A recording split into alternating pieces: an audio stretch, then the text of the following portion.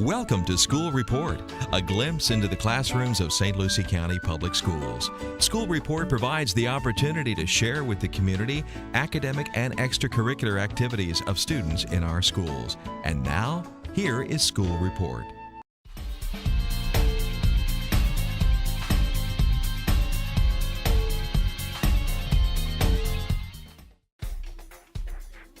The learning goal is the student will understand types of energy and be able to identify and investigate forms of energy.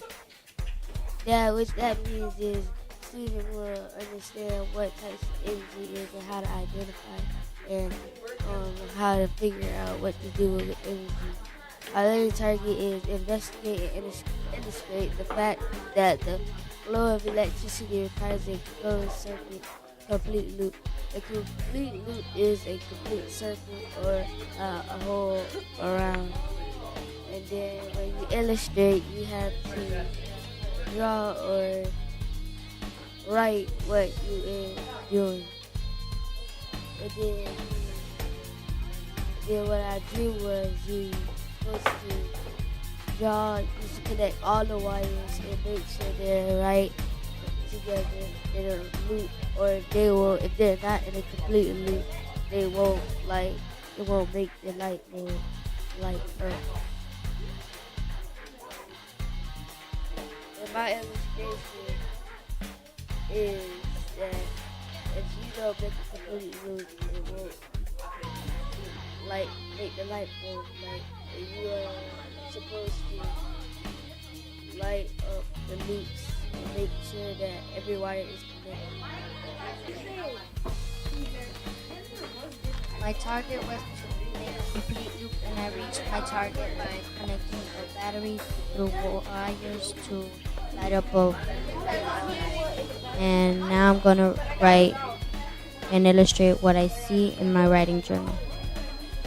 My goal was to make a complete loop to connect the wires to the battery and to the light.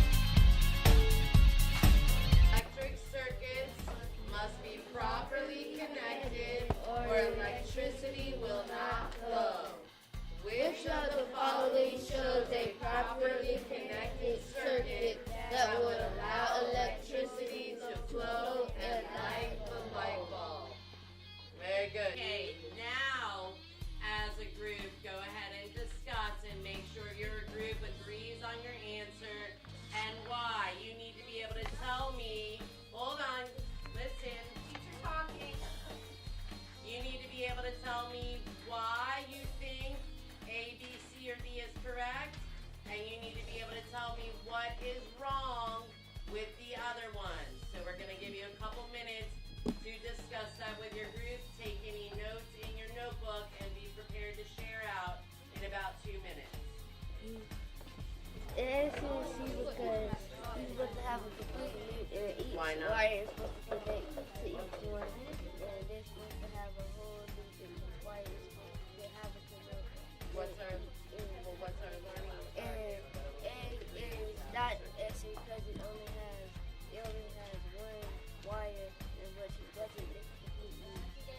And B is not correct because it has 2 wires on the same electrician part, but it has 3 wires on the same thing, and it was not the complete loop.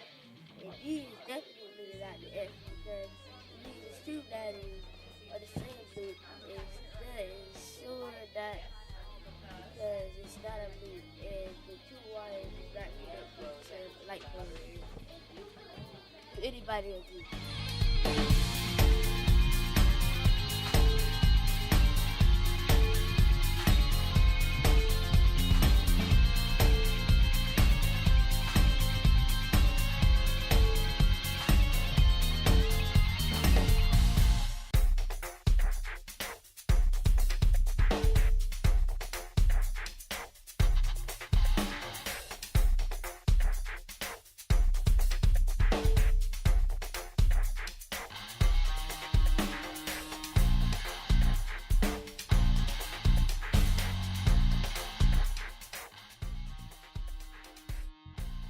A rubber band is not a conductor because it does not light up the light bulb when I put the wire.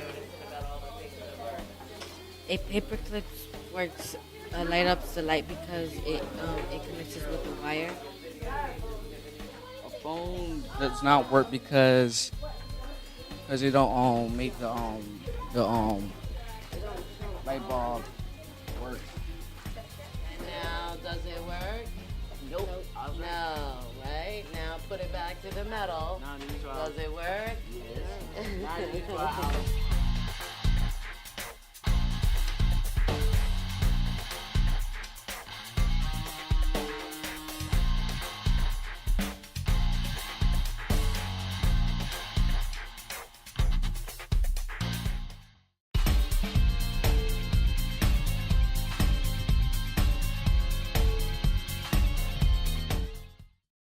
Only standing on the bed. Kyla pulls her sweater over her head and stretches. I do like Kyla. We sit in front of the big mirror in our room, and Kyla braids her hair with quick fingers.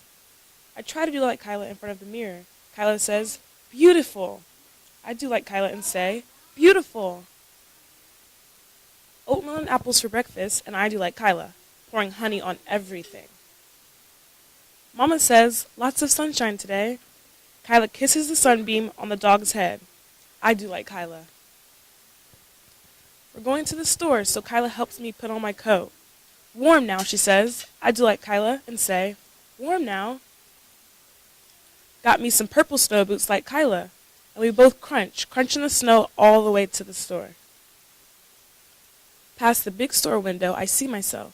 I do like Kyla and skip past the window, watching. In the good-smelling store, Kyla asks for cheese, a bag of apples, and a jar of jam. The man in the white apron says, "Goodbye and be good." I do like Kyla and say, "Okay, I will." Kyla says, "Want to follow our footsteps back home?" I do just like Kyla. Step, step, step. See the footsteps? "Read me a book, Kyla." Kyla reads to me under the kitchen table. I do like her and say, "The end," after the last page. It's almost nighttime at the window. Kyla says, "Birds must be asleep." I tap at the window. And Kyla does just like me. That was a cute book. Froggy goes to school.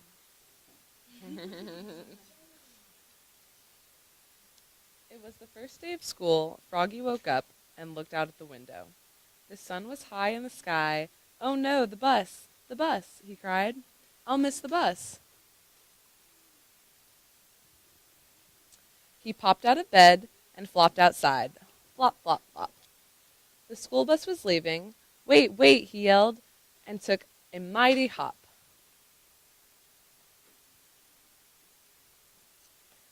The bus hissed to a stop, and the door folded open. Froggy flopped up the steps, flop, flop, flop.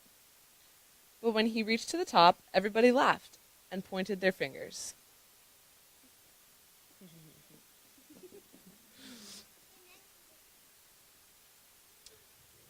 What? Did you forget something? Froggy looked down. Oops, he was in his underwear. I know. He dashed to the back of the bus and hid behind Max's umbrella all the way to school. At school, he hopped behind the bushes. He tried to hide behind the flagpole. He rolled down the hall like a bowling ball. And in class, he pretended to be a flower pot. You can't be a flower pot.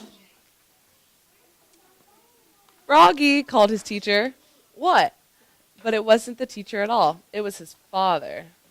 Froggy rubbed his eyes. He had been dreaming. He was still in bed. Rise and shine, Froggy, his father said. It is the first day of school. This time Froggy got all dressed. Zip, zoop, zup. Zut, zut, zit, zap.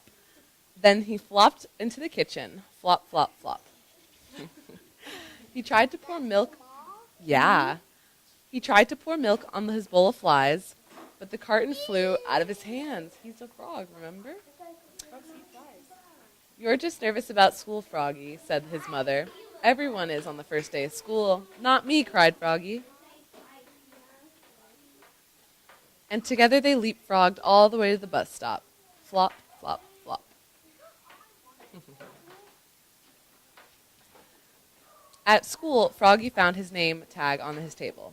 He liked his name. It was the first word he knew how to read. It was the only word he knew how to read. He read it aloud, louder and louder.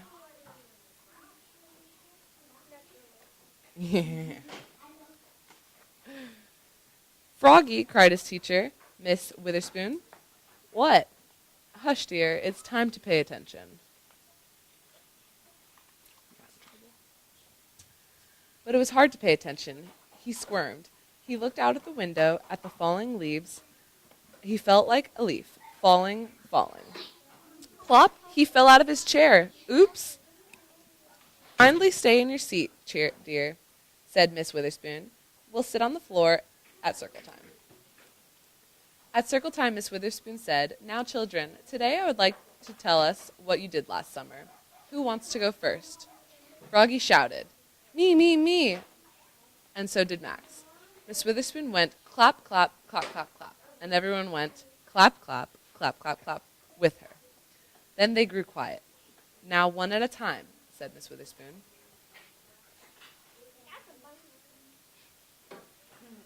When Froggy's turn came, he jumped up and said, Last summer I learned how to swim. And he sang, Bubble, bubble, toot, toot, chicken, airplane, soldier. Everybody jumped up and joined in. Bubble, bubble, toot, toot, chicken, airplane, soldier. Who's that? I don't know. When, in walked the principal, Mr. Mugwort. Bubble, bubble, oops, cried Froggy, looking more red in the face than green. Mr. Mugwort glared at him. Oh. Then he joined in. Bubble, bubble, toot, toot, chicken, airplane, soldier, till the bell rang for recess. When Froggy flopped off the bus after school, his father said, Froggy, how was your first day of school? Great, said Froggy. I taught the principal how to swim. That's nice, said his mother. But where's your lunchbox and baseball cap? Oops, I left them at school. Oh, Froggy. Will you ever learn, said his mother. That's why I'm going to school, Mom. And together they leapfrogged. All the way home. Flop, flop, flop. They're playing leapfrog. All the way home.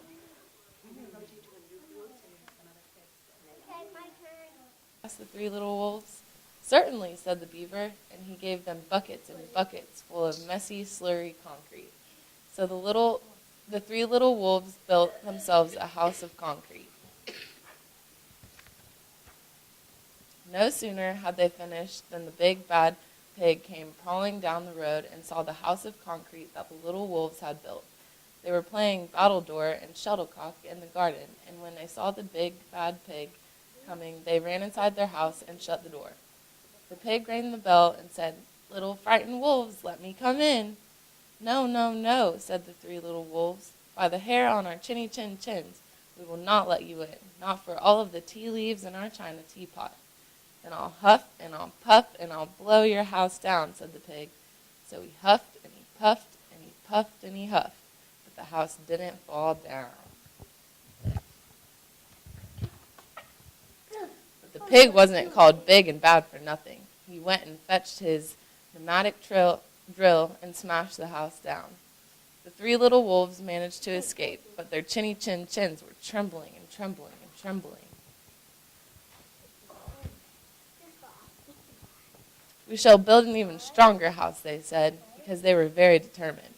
Just then they saw a truck coming along the road carrying barbed wire, iron bars, armored plates, and heavy metal padlocks. "Please, will you give us some of your barbed wire, a few iron bars, and armor plates, and some heavy metal padlocks?" they said to the rhinoceros who was driving the truck. "Sure," said the rhinoceros. He gave them plenty of barbed wire, iron barbs.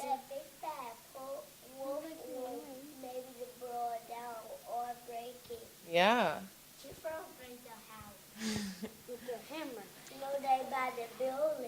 Yeah.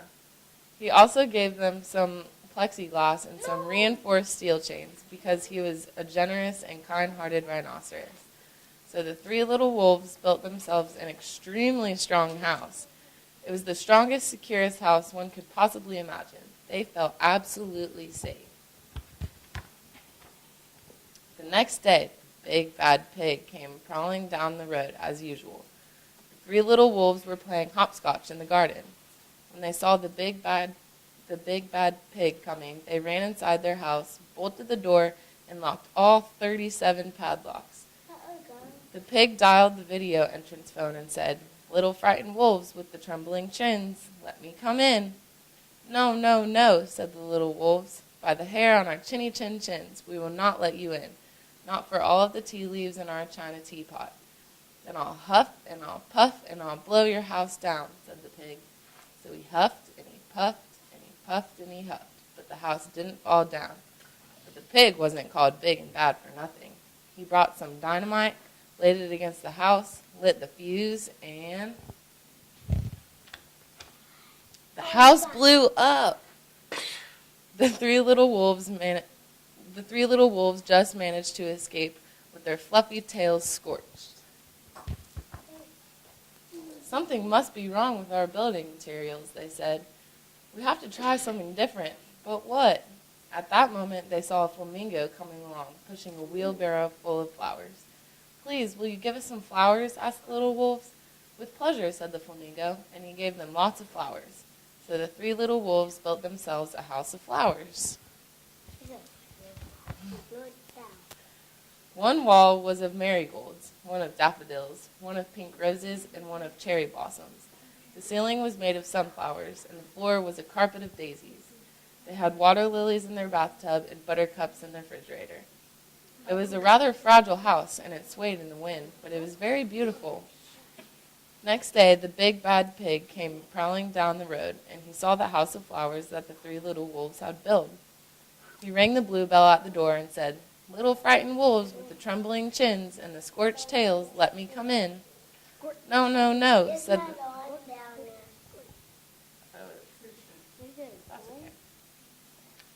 He rang the blue bell at the door and said, "Little frightened wolves with the trembling chins and the scorched tails, let me come in." "No, no, no," said the three little wolves. "By the hair on our chinny chin chins, we will not let you in, not for all of the tea leaves in our china teapot. Then I'll huff and I'll puff and I'll blow your house down," said the pig. But as he took a deep breath, ready to huff and puff, he smelled the soft scent of the flowers. It was fantastic. Because the scent was so lovely, the pig took another breath and then another. Instead of huffing and puffing, he began to sniff. He sniffed deeper and deeper until he was quite filled with the fragrant scent. His heart grew tender, and he realized how horrible he had been. Right then, he decided to become a big, good pig. He started to sing and to dance the tarantella. At first, the three little wolves were a bit worried. It might be a trick. But soon they realized that the pig had truly changed, so they came running out of the house. They started playing games with him. First they played pig pog, and then piggy in the middle, and when they were all tired, they invited him into the house. Let him in. Yeah. They offered him tea and strawberries and wolfberries and asked him to stay with them as long as he wanted. The pig accepted, and they all lived happily together ever after. Isn't that cute? 3 little pigs out into the world to seek their fortune. Now be sure to write, she said, and remember that I love you. So that's their mom, and she sent the 3 little pigs out into the world. Yes. The first little pig met a man with a load of straw. I know, said the little pig. I'll buy your straw and build you a house. That's not a good idea, said the man. Mind your own business, thank you, said the little pig, and he bought the straw and set about building a house. It took him no time at all. So there he is building the house.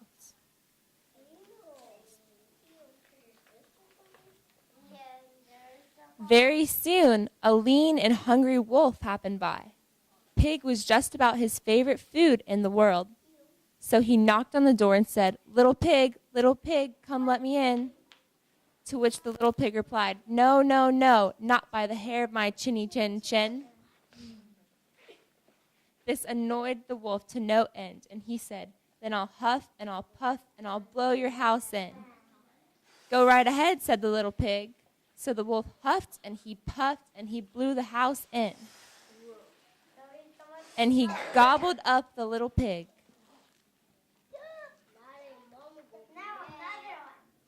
The second little pig met a man with a load of sticks. I got it, said the little pig. I'll buy those sticks and build a house. I'd think twice about that, said the man. Oh, pooh, said the little pig. What would you know? And he bought the sticks and went to work building a house. Very pretty, he said.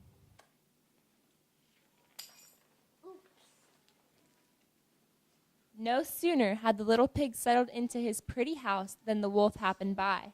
He was still hungry, and he said, little pig, let me come in. To which the little pig replied, no, no, no, not by the hair of my chinny chin chin.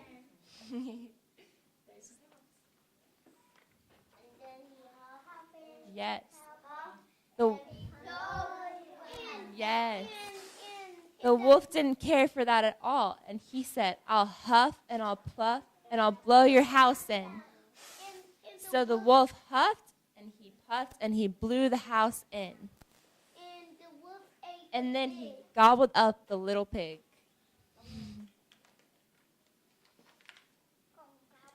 Now, the third little pig met a man with a load of bricks. These bricks will make a fine, sturdy house, said the man. Capital idea, my good fellow, said the little pig. So he bought the bricks and set about building a house. It took him quite a bit of time, but it was well worth it. Nice and solid, said the little pig. Nice and solid.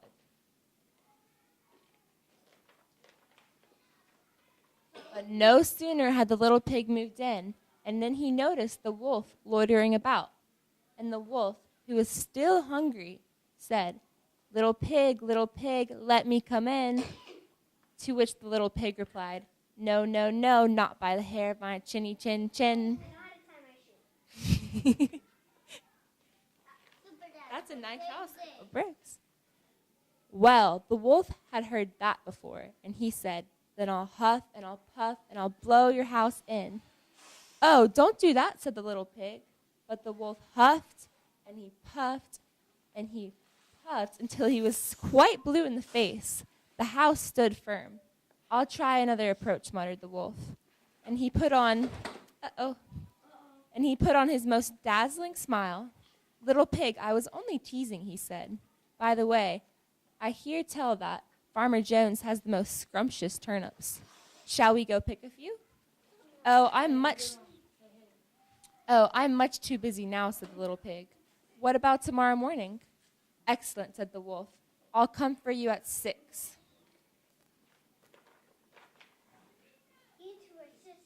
The next morning, the little pig got up at 5, hurried off to Farmer Jones's turnip fields, picked a basket full of scrumptious turnips, and dashed back to the woods. When the wolf arrived at 6, the turnips were already boiling in the pot. Sorry I couldn't wait, said the little pig. The wolf tried not to show his displeasure. No harm done, he said. By the way, there is a lovely apple tree down in Merry Meadow. Shall we go help ourselves to a few apples?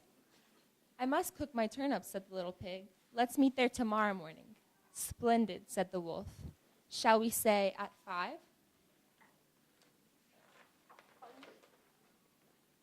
The next morning, the little pig was up at 4 and went off for the apples.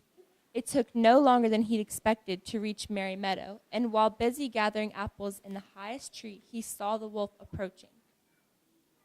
Do try one of these, he said.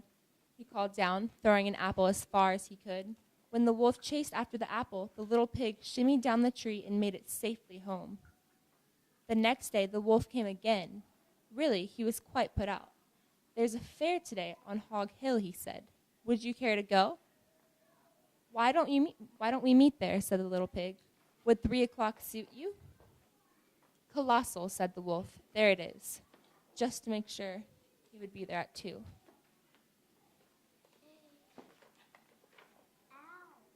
At 1 in the afternoon, the little pig went to the fair and had a fine time, so fine that he lost track of the hour. Suddenly, out of the corner of his eye, he saw the wolf coming up the hill. Without a minute to spare, the little pig jumped inside an empty butter churn and rolled down the hill toward the wolf. Well, the wolf was so scared, he ran all the way home.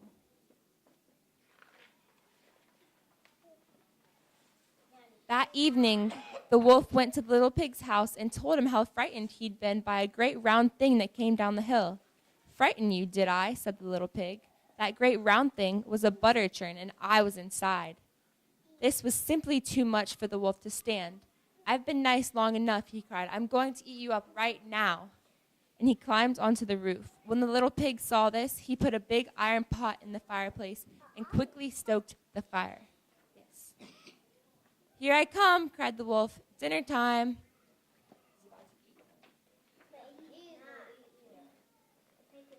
You can say that again, said the little pig, and he cooked the mean old wolf and gobbled him up. Yay! Yay.